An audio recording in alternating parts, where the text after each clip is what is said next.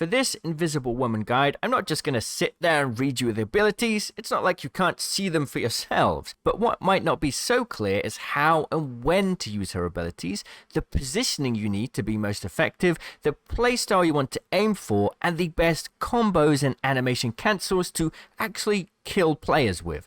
Because Invisible Woman is new, I will go over her abilities first, but I'll put timestamps so you can skip over them. And also, I'll include some very important ability information that isn't shown in the game. So, Invisible Woman's passive lets her go invisible after a short time. Whilst invisible, she will heal over time. She'll go invisible whenever she's not taking damage or using her abilities or attacks. Invisible Woman's next ability is Guardian Shield, perhaps one of the most versatile healing abilities in the game. It blocks incoming damage, but allies can shoot through it. It has 300 health before destroyed, and most importantly, it heals allies next to it over time. And I've got some very awesome tips for how to use this ability effectively, so stay tuned for that. This will change games for you. Then we have Psionic Vortex. It's a castable sphere that drags players into the center. The closer they are in the center, the slower they will move as they try to escape, and it also deals damage over time to anyone in the radius. Force Physics is a displacement tool that fires out a cone ahead.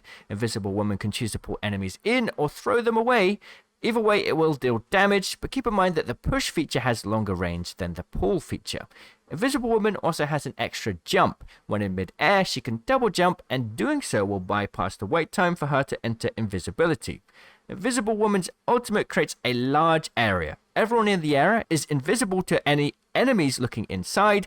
Allies inside the area get 165 healing a second, and the ultimate lasts 8 seconds. This ultimate has so many uses, and I'll get into that soon. Next is Invisible Woman's main attack, Orb Projection. This works like Storm in that it pierces through all targets, damaging all that it hits. However, it also bounces back like a boomerang, damaging and healing those on its return. It will bounce after 30 meters or after hitting a wall or terrain. It does do more healing per hit than it does damage, but it can still rack up a lot of damage when angled in the right position to hit multiple targets. But when it comes to dealing damage to single targets, for example in a 1v1, it actually has extremely low DPS, so keep that in mind. If you want to kill players in a 1v1, you will need to combine multiple abilities and combos to have a chance. So let's look at how we can boost Invisible Woman's damage output with ability combos and animation cancels. You won't be often looking for fights with her, but if you need to 1v1 or you want to try and take down a squishy like a support in the backline, then you're going to want to know this stuff.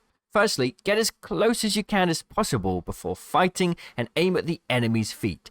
This way, the rebound will bounce off the floor immediately. This guarantees both hits will hit the player, and it will be burstier damage, which is harder to out-heal.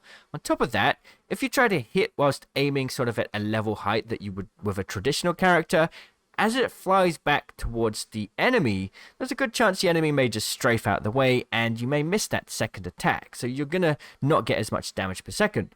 Next, Invisible Woman's melee combo, funnily enough, does more DPS than her main attack. Up close, your melee will work out better than using your primary. However, when you combine them together, that's when you get the most amount of damage per second. The first melee attack can actually be almost done at the exact same time as your primary. So the best possible combo is to melee and attack at the same time and then interweave both attack and melee together. So melee attack at the same time, melee attack, and then once the 3 melee attacks is finished, and you restart the combo again, you can melee and attack at the same time again, and then melee attack, melee attack. This will be far faster than only using primary attack or only using melee. Now let's talk about the most powerful combo Invisible Woman has to basically insta-kill supports or squishies. And the fun thing is you can do this from invisible to basically sneak into the backline and get a quick pick before going back to your team. Let me show you what it looks like first, then I'll break it down. So this combo can be done whilst invisible, which gives it a lot of benefit because you can obviously sneak into the backline, find a healer, and then once you're there, this is what it will look like. Now this combo does require a lot of practice, and practicing the timings can make a massive difference between how much damage you're doing. So let me show you it again with a bit better timing. That's all you had?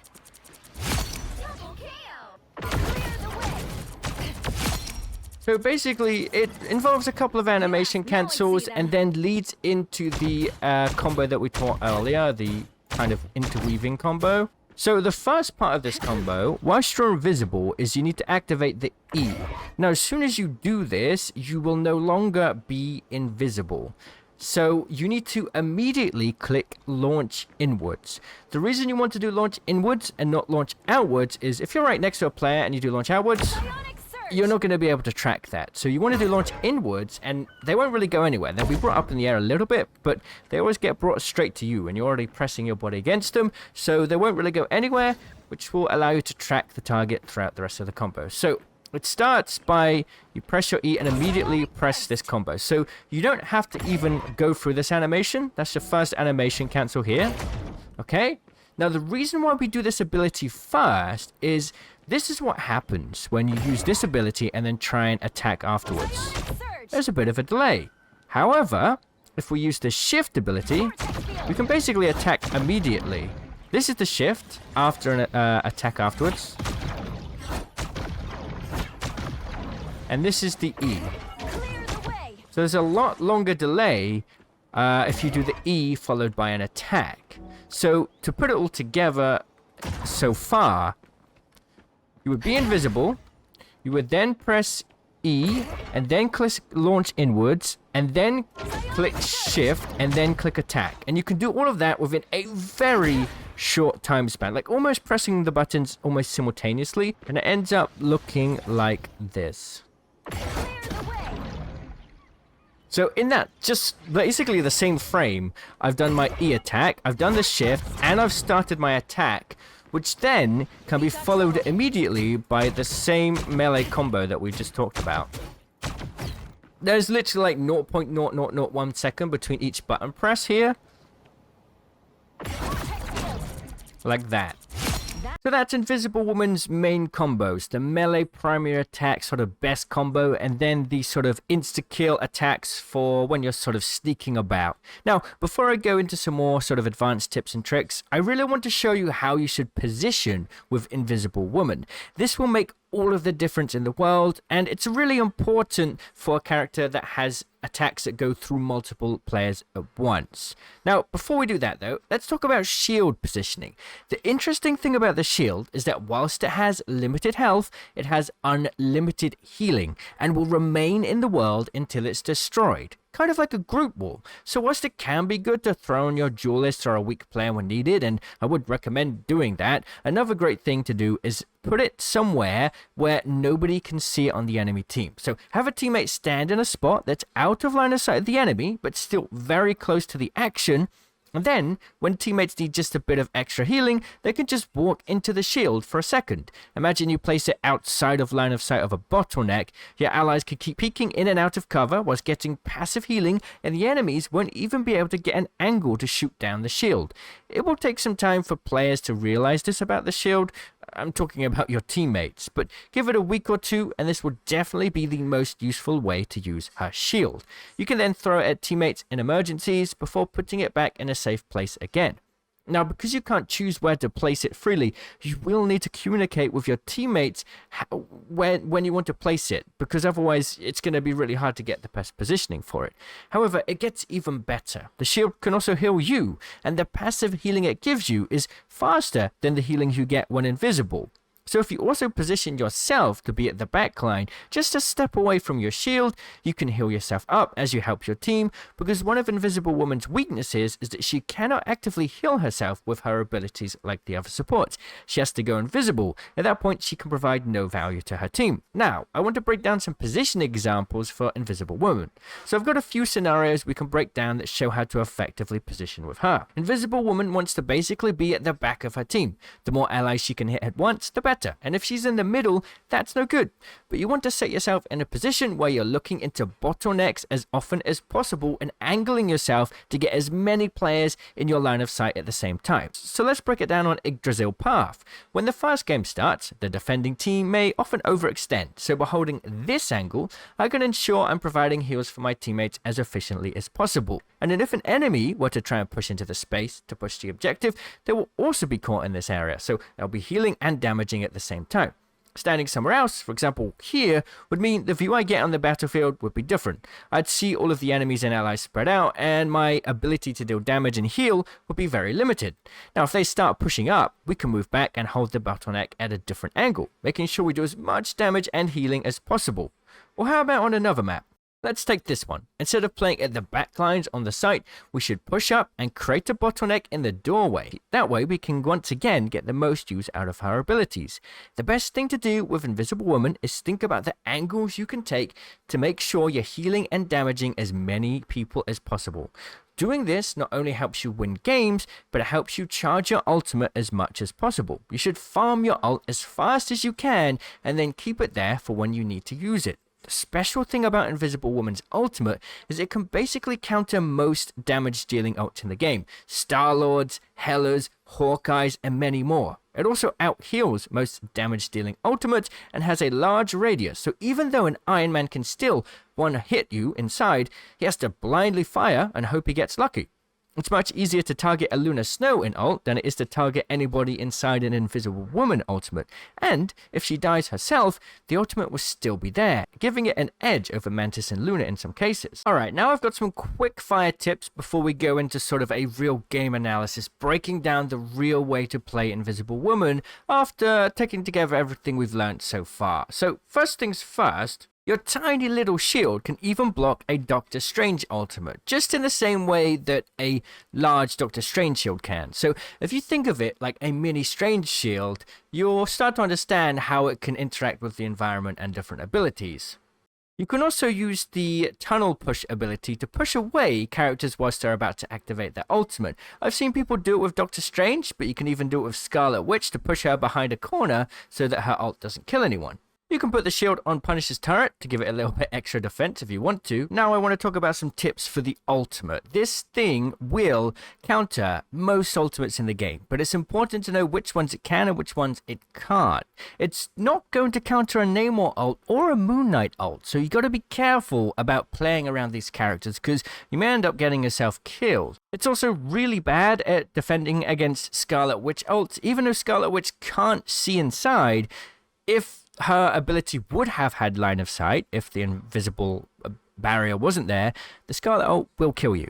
Besides that, pretty much all other damage dealing ults will be countered by Invisible Woman's ultimate, and it's a great counter to put on top of a Groot ult or a Doctor Strange ult, or in combination with both of these options. Like a Groot ult inside of your own ultimate is going to be really great because healers from the outside aren't going to be able to heal into the barrier to stop their teammates dying. So you can use it to sort of isolate players and stop heals from the outside as well. So you've learned a lot about Invisible Woman at this point. Now let's go into a game where we break down even more high level stuff to explain how you need to think like a good Invisible Woman player. We're going to take this game, it was in ranked, we were the MVP, getting close to matching the amount of damage that the duelists were doing, getting the most healing in the game almost, and also blocking a bunch of damage funnily enough. So let's check out what we do to do so well. So this is on attack so far. We're going in to attack. As we move up here, I'm just making sure that I'm healing up the tanks. Pretty much useful support stuff, you know, typical stuff. Now I'm putting my shield on the left there so that we can back out and heal if we need to. And if I need to swap it, I will later on. Now we've got a nice bottleneck here, right? I'm putting a lot of pressure on here and focusing mainly on damage. I think this is an important thing to realize with support is that you don't really need to be 100% healing. You need to heal when your teammates have got low health, but otherwise, put as much damage down as you can. This is such a beautiful angle here. Now, this isn't so much a, choice by myself exactly, and more so a design of the map and bad positioning by the enemies. I'm here, and my attacks are going to come through all of this way here. Now, if these players keep moving up, I'm going to hit all of my teammates and all of the enemies at the exact same time, causing absolute carnage for the entire lobby, which is pretty crazy to think about. That's exactly what we're doing here. Now, the Moon Knight ult comes down. The buffed Moon Knight ult is pretty good because it actually activates sooner now. So, we go back. Let's just skip that death. Couldn't really have avoided that much. And what I'm noticing here at this point is that we aren't really putting enough pressure on. We're not getting the kills we need to really go in. So I've made the decision to call to my team. I'm going to pop my ultimate, and we're going to use that as a tool to push the point. Right, so here we go. My ult goes down, and look at how this ult basically perfectly fits the whole objective area. This is by design. You know, they've done this for it to be that purpose. So unlike Lunar Snow's ultimate, where I have to run around and try to heal all of my teammates can now happily step into this objective and get healing. Cloak and Dagger heal comes out, but it's not much of a problem because that ultimate itself there was enough to get my team to really get on point, you know? And now we've got this one window for people to fight through, right? This little hole in the wall here. So this is another great opportunity for me to just volley a lot of damage. I'm not really thinking about healing here. I'm thinking about dealing damage, and everyone is lined up to the point where I'm able to heal as much as I need anyway. The moment I hear like a Jeff the Shark ult or an Iron Man ult, I will always double jump because it's a good way to avoid it. Now another thing is your double jump is on a very short, 6-second cooldown, but I like to keep it available, you know, because if I get flanked, I want to be able to go invisible when I need it. Put a lot of pressure here as well, just pushing this team back so that they don't have much map control, you know. And once you've kind of gained map control of this area and pushed these guys away from where they just respawned, it is much a game of going back to the objective. So, you know, putting a lot of pressure on. And I think that whenever you see an opportunity where there's a bottleneck for enemies, you just volley it with your attacks. And you create so much pressure on the enemy team. Now it's quite a passive moment for me because there's a lot more sight lines. There aren't any bottlenecks, so I just got to make sure that I'm keeping an eye on my team, keeping them healed up as much as possible. They've all got healed up anyway, to be honest. So not much we need to do. For a portal behind me, I put my ult down here to basically block the ult. So yeah, the ult came down, and we managed to portal it just to counter it. Luckily, the Namor also came down as well on our team to clear that up. And more people coming through the portal, so I used my combo there to just kill the Punisher. Pretty straightforward. He's got no healers around, so he's not going to be able to get healed. And then I like to use my E on Doctor Strange. If there's some weird chance he manages to get his shift ability to bounce away, that E will displace him and mean that he's not allowed to escape. So now another bottleneck. Lovely bottlenecks. This is Invisible Woman's favorite weapon. Double jump there to get out of the Jeff's radius again. So another example of exactly what I was talking about earlier. Now, there's some players still in this point. So it's like, right, we have a rocket and an Iron Man. Let's kill the rocket first. And then once we've done that, we can deal with the Iron Man because the bottleneck's been pushed up by my team. So they're not really going to have much of an opportunity to get in here. The enemies are stuck in the next zone, basically. So yeah, I had to kill the rocket. The Iron Man escaped, no problem. Now we're in this area, just putting pressure on everything. Look at how I'm mostly focusing on a damage. Right, we hear the Punisher ult going down, so we're just trying to stay out of our line of sight. Bit of a bad ult there, honestly. I wanted to respond to the Punisher ult, but honestly we didn't need to. So that was a bit of a bad ult, honestly. Yeah, and now we're splitting up a bit, right? There is not a bottleneck, so I'm going to have to keep diverting my attention to the left, to the right, to the center, until we get through this point here, and now it becomes a bottleneck again. Me and Scarlet Witch just 2v1ing this group. Not much she can do. Got an enemy Hulk coming down, but I want to make sure we secure this group first, and then we go back and help the back line. Make sure that we can get Namor healed. We're also putting a lot of damage onto Hulk as well, so Hulk is 4v1. He's just been a bit desperate there. I'm not sure what his plan was. So yeah, I mean, even though we are support, and by the way, I want to just pause this now.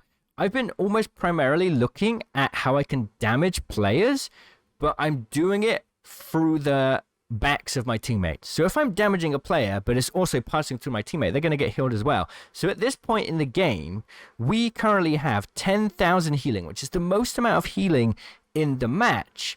But we also have 6,000 damage, which is almost more than the DPS is on the other team, despite Storm. So we're able to deal a lot of damage whilst also healing simultaneously. If you angle yourself to the point where you can hit players through the backs of your teammates, you're going to do a lot of damage and heal at the same time.